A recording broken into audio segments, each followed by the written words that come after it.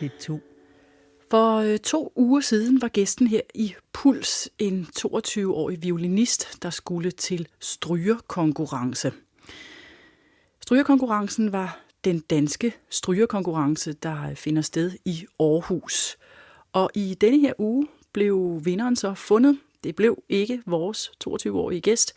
Det blev derimod en ung fyr, der hedder Jacob Shaw, en ung cellist.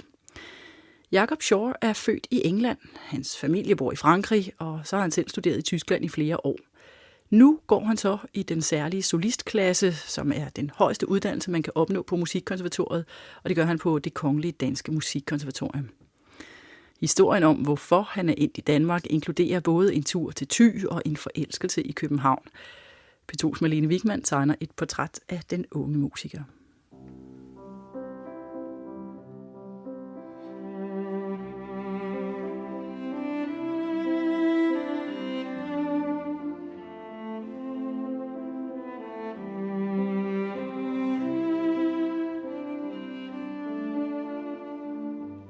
Jacob Shaw er en høj, tynd fyr. Han virker forsigtig, måske endda lidt genert, som han står der i køkkenet og finder te frem.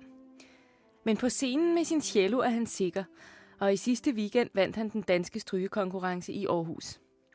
Teen, den er forresten et kapitel for sig.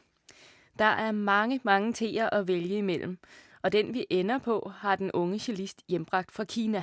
This is a lavender tea, a very nice tea which I got as a gift after I gave a class in China in December.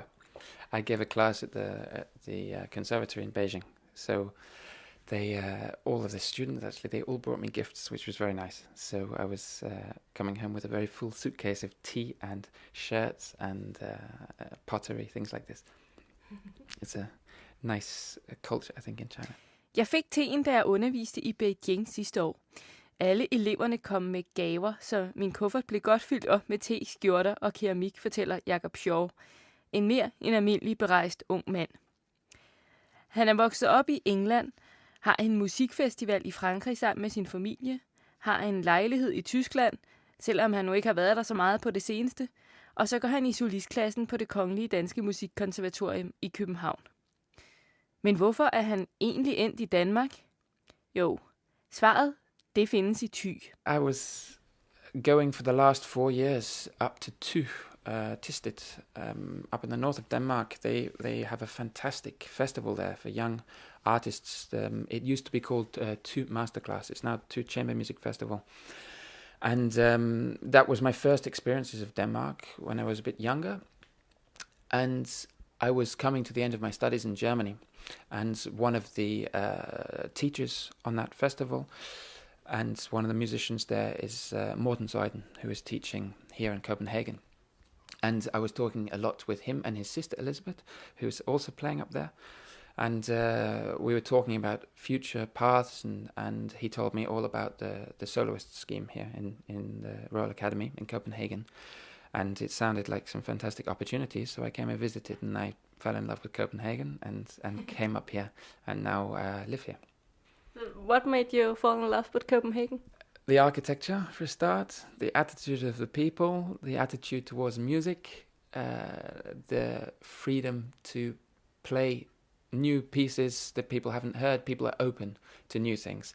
I won't mention which countries before which I've lived in which have been a little bit closed, but sometimes you hear always the same repertoire, unless it's modern music. You hear the same repertoire. You, of course, have fantastic artists visiting, but Copenhagen also you have fantastic artists visiting. So it's, I think it's the attitude of the people here which really makes it for me very special. Jacob Shaws cellostudier i Tyskland lakkede mod enden. Så mødte han den danske celloprofessor Morten Zeuden på en masterclass i Thy og besluttede sig for at studere videre i den særlige solistklasse i København. Men det var ikke bare konservatoriet. Det var hele atmosfæren i byen, der fik ham til at blive boende. Jeg kan godt lide arkitekturen og danskernes åbenhed over for nyt musikalsk repertoire, siger Jacob Shaw og fortæller videre, at han nu agter at blive i Danmark. I aften byder han på te i sin danske kærestes stue. Men der kommer ikke til at gå lang tid, før hans lejlighed i Tyskland er skiftet ud med en i København. Det virker ikke som om, at den unge cellist tænker så meget over at flytte fra et land til et andet. Måske fordi det ligger til familien. Som barn boede han i London, hvor faren spillede i et symfoniorkester og moren var musiklærer, men for nogle år siden flyttede forældrene til Sydfrankrig. Her har de grundlagt en festival, hvor venner fra hele verden kommer og spiller, og hvor familietrioen med Jakob på cello, storesøster på violin og far på bratsch er husensemble. Med en violinsøster og en bratschfar lå det i kortene, at Jakob skulle være cellist. Og heldigvis har han også altid følt, at det var det helt rigtige for ham. Det var en meget nem beslutning. I mit barndomshjem var der altid musik, og alle vores gæster var musikere. Jeg havde en masse rollemodeller inden for musikken, og vores gæster syntes, at det var sjovt at give mig cello i hænderne, når de sent om aftenen var færdige med at spille kammermusik. Så det var ganske naturligt for mig at begynde at spille, fortæller Jakob Shaw i dag. Well, it was a very easy decision. We lived in a house in London, and there was always music around. There were always friends of the family coming, playing music. And when I was very young, everybody that visited the house nearly, they were musicians. So it was obvious when you're very young, and you have a lot of role models, friends of my dad from the orchestra, and they think it's very funny to give a 3-4-year-old a cello, of course, late at night when they've all played chamber music all evening. So I think it was quite natural that I started playing, and that was always the direction.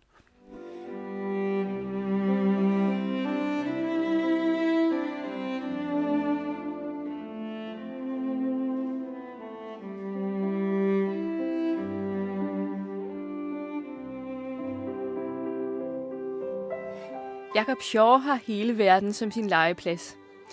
Ved siden af familiefestivalen i Frankrig og solistklassestudierne i København, underviser han blandt andet på sit eget juniorakademi på Universitetet i Augsburg i Tyskland. For en uge siden sad han på scenen i Symfonisk Sal i Musikhuset Aarhus og spillede Prokofjev som solist med Aarhus Symfoniorkester. En præstation, der gav ham førsteprisen i den danske strygerkonkurrence. Men selvom han allerede har succes som solist, så er solistrollen faktisk ikke det eneste, Jakob Shaw drømmer om. Ved siden af mine koncerter underviser jeg unge cellister på 14-15 år i Augsburg. Der er mange cellister, der er i midten af 20'erne, ligesom mig, der sidder i et lille rum og øver 12 timer om dagen. Men jeg synes, at der er meget andet i livet end det, siger Jakob Shaw. Lige nu er jeg mest interesseret i at udforske nyt repertoire og i at undervise, fortæller han. On top of the concerts, I'm organizing a lot of things for young cellists. I'm directing a junior academy at the university in Augsburg. And I think it's really this that's slightly different, which I'm trying to do. There's a lot of cellists my age, which maybe they're sitting in a room practicing 12 hours a day. Of course, practicing is incredibly important, but I think life is a bit more than that. As long as we can, feed the younger generation, feed others, we also learn ourselves. I learn more from teaching than I do from playing, and not exactly from being taught, but I get taught from the young ones as well when I'm playing.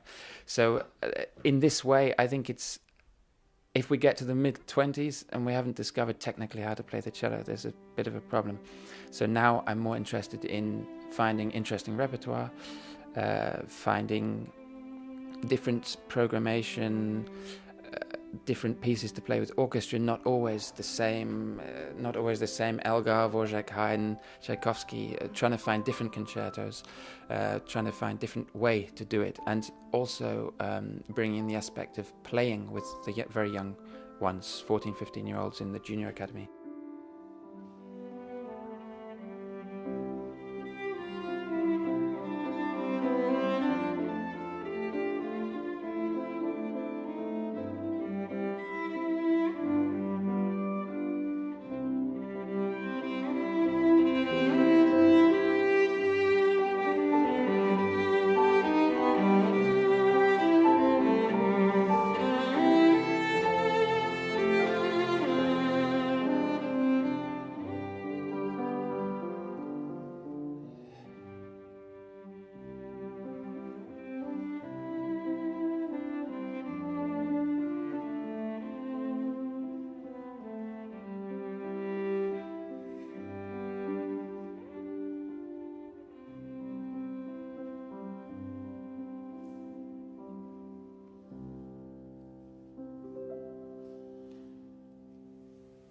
Sådan lyder en prisvinder. Vi hørte cellisten Jakob Shaw, der i sidste weekend vandt den danske strygerkonkurrence sammen med pianisten her, José Gallardo.